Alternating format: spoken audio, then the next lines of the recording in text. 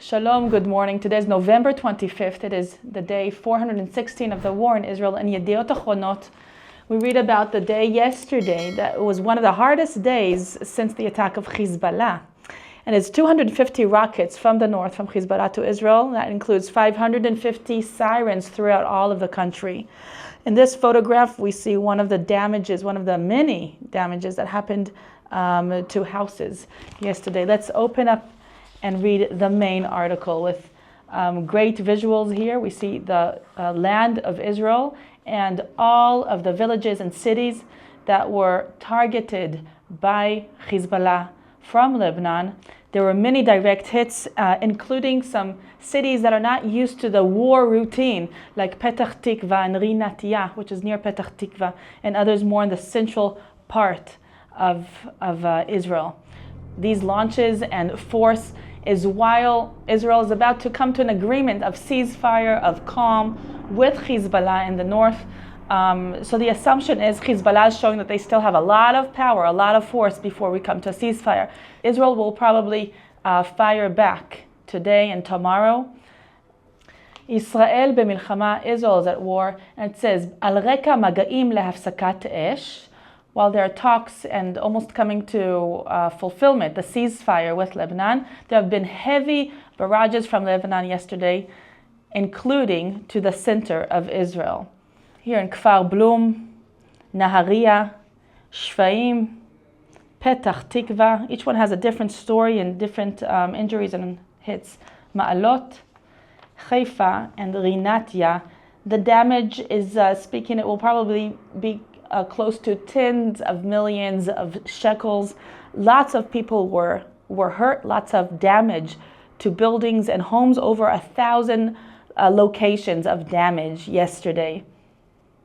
It is one of the hardest days since the beginning of the war with Hezbollah, in which 250 rockets and tilim are missiles, have come all throughout all of Israel. Heavy damage to equipment, to buildings, to homes, Petah Tikva, Nahariya, and Haifa included. While the missiles are falling, seniors in Israel are assuming that a ceasefire with Lebanon is closer than ever. The Israeli cabinet will have to give its final signature, and then we're into a ceasefire. In the yellow circle, it says here, Yom Echad, one day, 550 sirens. 550 sirens. This means that millions ran to safe places over and over and over yesterday. Next headline, Acharei haretzach, after the murder. In Chabad, they're concerned from similar attacks. This is speaking about the murder of Tzvi Kogan, the rabbi in the United Emirates that was murdered a couple days ago. 6,000 more Hasidi Chabad people are around the world, and they're all very, very concerned for their lives that similar attacks will happen. It's important to say that while Tzvi Kogan's body was missing for a few days, yesterday his body was found. But the anti-Semitism is in a peak. It's in a very high rise here. Another Chabad Shaliach is messenger to Holland, says that they really feel the wave in Holland very, very strongly, and they're very much concerned for their lives. There's also a warning for Jewish and Israeli people not to go to Thailand or to the United Emirates. Another interesting event is that Iran tried to lefatot, to entice and to persuade Israeli government ministers to a non-existent event in New York, saying this is Chabad. They wrote a formal letter to these Israeli ministers inviting them to an event in New York, but the one signed on the document was no one at all. It was a made-up name, and they are assuming this is Iran that's trying to entice Israelis and kill them or kidnap them there. Aliyat madriga mesukenet, a dangerous step up. Madriga is a step where you walk up the steps. So its danger is increasing. Next headline, Hayeladim chayu et ze 51 yom. The children lived this for 51 days, but they live it still now. This is speaking about children that came back from the captivity in Gaza after 51 days, which I believe today marks the 1 year for the hostage deal last year. And these children, this is Ofri and Yuval and Uriah Brodich with their dog Rodney, they were released in the hostage deal. But their friends and the people from their kibbutz who they seen in the tunnels in Gaza are still there. And it reads that these children realized that it was a miracle that happened to them, that they have been released. But it's hard for them, including the parents, to celebrate a 1 year of freedom when their friends and many people that they know from the kibbutzim around where they live are still in Gaza. 101 hostages are still in Gaza, alive and dead. Here are the parents. The mother was also in captivity, and the 3 children.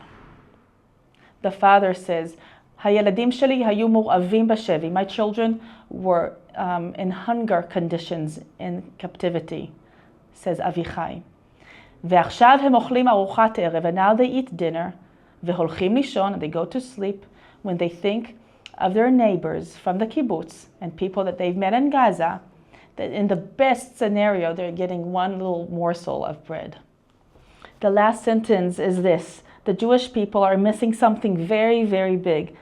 It's losing a chunk of themselves, a meat from their own body, and it needs to fight. It needs to fight more to get it back.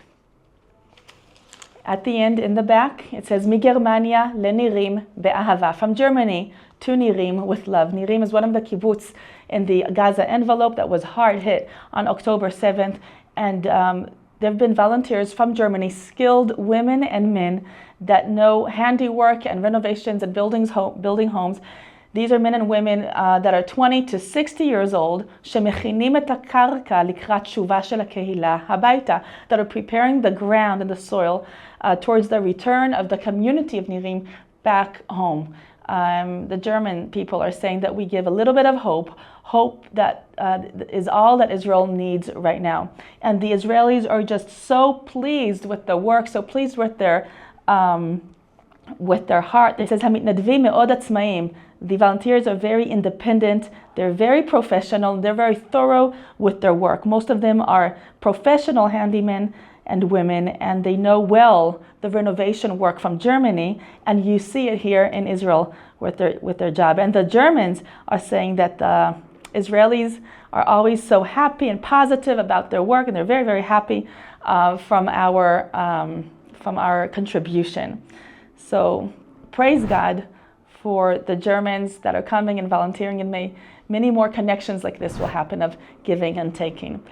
On the left here, it's just the tachazit, the forecast weather. We are in rain yesterday, today, and tomorrow. The whole country, from north to south, is cold, it's rainy, it's cloudy. It's not good for the war, but we receive this as the time of rain for Israel as still a blessing from the Lord. This is it for today. Please follow us on our social media and sign up and subscribe to allisrael.com. I'm Rotem again for All Israel News.